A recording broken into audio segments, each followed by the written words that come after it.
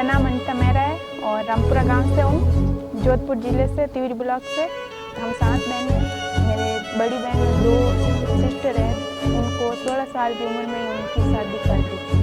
एक भाई है, वो स्थिति के कारण मेरे पापा पहले पढ़ाने नहीं चाहते थे।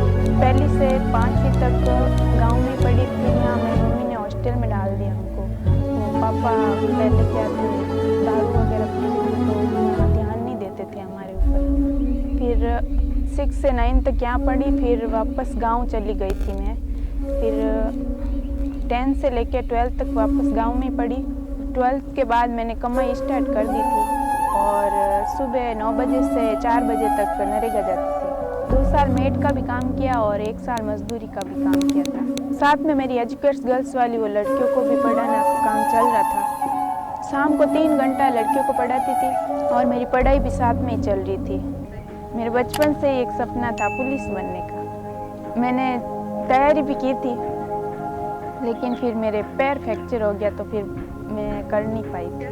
पहले मतलब पापा मानते नहीं थे, तो फिर भी मेरे ससुराल वालों ने बहुत सहयोग किया मेरा, तो बीए की थी मैंने खुद से ही।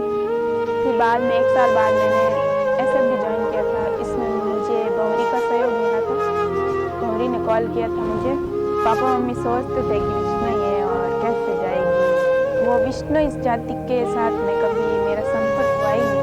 मैंने कभी देखा भी नहीं है विष्णु समाज के मतलब, और तो पहली बार इनसे ही मिली थी।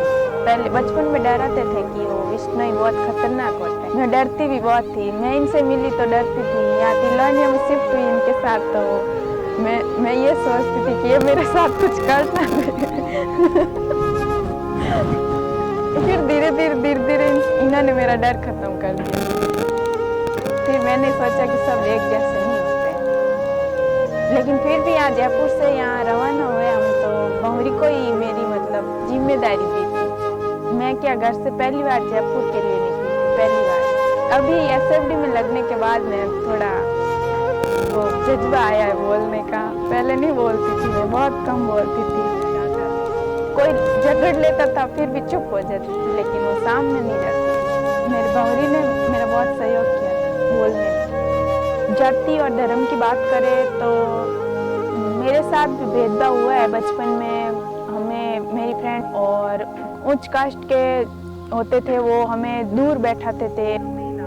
बदलाव की बात करो तो पहले वो ऐसा होता था कि पढ़ाई नहीं करवाते थे।